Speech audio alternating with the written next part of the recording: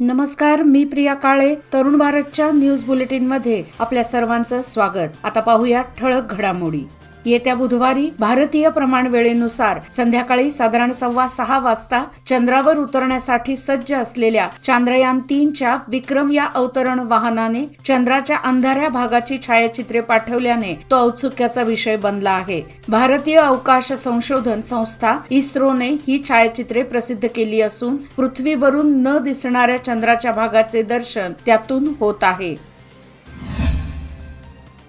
गृहलक्ष्मी योजनेच्या लोकार्पण सोहळ्याचा कार्यक्रम बेळगावहून मैसूरला शिफ्ट करण्याचा निर्णय पार्टीचे अध्यक्ष, मुख्यमंत्री आणि पक्षश्रेष्ठींनी घेतला आहे. यामागे कोणत्याही प्रकारचा संभ्रम नसल्याचे सार्वजनिक बांधकाम व पालकमंत्री सतीश जारकीहोळी यांनी सांगितले. आज बेळगाव शहरातील काँग्रेस भवनामध्ये बोलवण्यात आलेल्या पत्रकार परिषदेत त्यांनी ही माहिती दिली. गृहलक्ष्मी हा कार्यक्रम फक्त बेळगावशी संबंधित नसून राहुल गांधी यांना त्याच दिवशी वायनाडमध्ये आयोजित कार्यक्रमाला जायचे आहे. त्यामुळे मैसूरमध्ये हा समारंभ आयोजित करण्यात आल्याचं त्यांनी स्पष्ट केलं. नागपंचमीला नागमूर्तीवर दुग्धाभिषेक करून अनेक लिटर दूध वाया घातले जाते. त्यामुळे गरजूंना दूध आणि फळे वितरित करण्याचे ध्येय बाळगून मानव बंधुत्व वेदिकेच्या वतीने नागपंचमीला बसव पंचमी म्हणून साजरी करण्यात येते. उदात्त हेतूने आज बेळगाव जिल्हा रुग्णालयातील डिलिव्हरी वॉर्डमधील मातांना दूध व फळे वाटप करण्यासाठी काँग्रेसचे युवा नेते राहुल जारकीहोळी यांनी भेट दिली.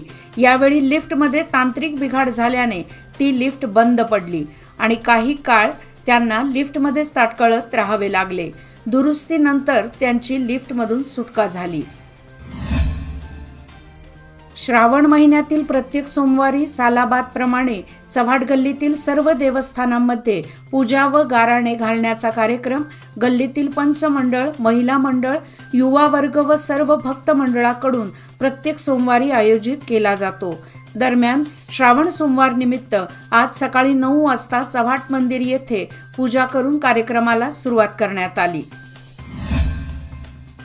वीज खांबाला टेकू देण्यासाठी चक्क गटारीतच खोदकाम करून लोखंडी पाईप उभा करण्यात आला आहे. यामुळे वीज खांबाला ताकद मिळाली असली तरी गटारीच्या नुकसानीबरोबरच सांडपाणी तुंबण्याचा प्रकार घडत आहे. विजयनगर हिंडलगा येथे करण्यात आलेल्या या प्रकारामुळे स्थानिक रहिवाशांमधून संताप व्यक्त करण्यात येत आहे. गॅरंटी योजनाच्या लाभासाठी आधार कार्ड दुरुस्तीला वेग आला आहे. त्यामुळे Karnataka one, Belgaum one, gram one व बापूजी सेवा केंद्रावर गर्दी होऊ लागली आहे. काही केंद्रांवर मर्यादित नागरिकांनाच अर्ज देऊन दुरुस्ती केली जात आहे. त्यामुळे उशिरा येणाऱ्या नागरिकांना माघारी परतावे लागत आहे. मागील महिन्याभरापासून नागरिकांची दुरुस्तीसाठी धडपड सुरू असल्याचे दिसत आहे. त्यामुळे बेळगाव वन, कर्नाटक वनमध्ये गर्दी कायम आहे. खरीप हंगामात पेरणी झालेला भात, बटाटा, भुईमूग, मका पिकांवर किडीचा प्रादुर्भाव दिसून येत आहे. विशेषतः मका पिकांवर प्रादुर्भाव अधिक प्रमाणात आहे. त्यामुळे शेतकऱ्यांची चिंता वाढली आहे. बटाटा, मका पिकांची पाने पिवळी व लालसर होऊ लागली आहेत. या पिकांवर कोणत्या कीटकनाशकाची फवारणी करावी या विवंचनेत शेतकरी आहेत. किडीवर नियंत्रण आणण्यासाठी कृषी खात्याने योग्य त्या सूचना कराव्यात अशी मागणी शेतकऱ्यातून होत आहे.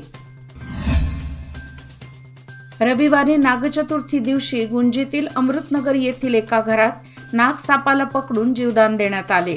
मुनिश्री नारायण गोरल यांच्या घरात दुपारी 2च्या सुमारास देवघरामध्ये वेटोळा घालून बसलेला साप निदर्शनास आल्याने घरात भीतीने धांदल उडाली. दरम्यान लोंढा येथील सर्पमित्राला तातडीने बोलावून घेतले. त्यांनी सर्पाला मोठ्या शिताफीने पकडले. त्यामुळे सापाला पाहण्यासाठी मोठी गर्दी जमली. यानंतर या नागसापाला जंगलात सोडण्यात आले. खानापूर शहरापासून अवघ्या 6 किलोमीटर अंतरावर असणाऱ्या गंगवाळी या गावात सोमवारी पहाटे 2 अस्वले येथील महिलांच्या नजरेस पडली. या महिलांनी आरडाओरड केल्याने गावातील लोक जमा झाले. त्यानंतर ही दोन्ही अस्वले जंगलाच्या दिशेने गेली. त्यामुळे गावकऱ्यांनी सुटकेचा श्वास सोडला आहे.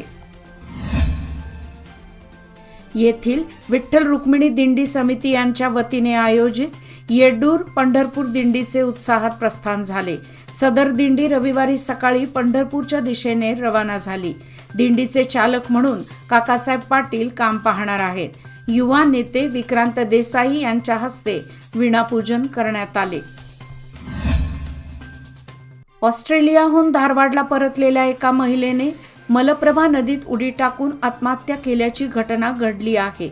सौंदत्ती तालुक्यातील गोरवन्नकोळला जवळ ही घटना घडली असून मुलाच्या आजारपणामुळे तिने आपले जीवन संपवले आहे। प्रियदर्शिनी लिंगराज पाटील वय वर्षे 40, मूळचे राहणार सप्तापूर धारवाड असे त्या दुर्दैवी महिलेचे नाव आहे।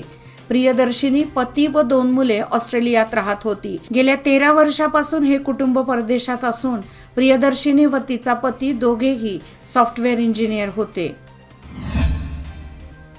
कुडची येथील दर्ग्याच्या दर्शनासाठी आलेला बेळगावातील एक तरुण कृष्णा नदीत बुडाला। आणखी 2 मुले त्याच्याबरोबर नदीत पडली। यावेळी त्यांच्या सोबत असलेल्या एका तरुणाने दोघांना बाहेर काढले तर एक जण बुडाला। त्याचा रात्रीपर्यंत शोध लागला नाही।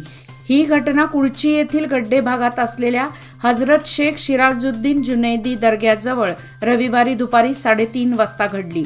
हुसेन निसार अहमद अरकट्टी वय वर्षे 22, राहणार न्यू गांधीनगर बेळगाव असे बुडलेल्या तरुणाचे नाव आहे।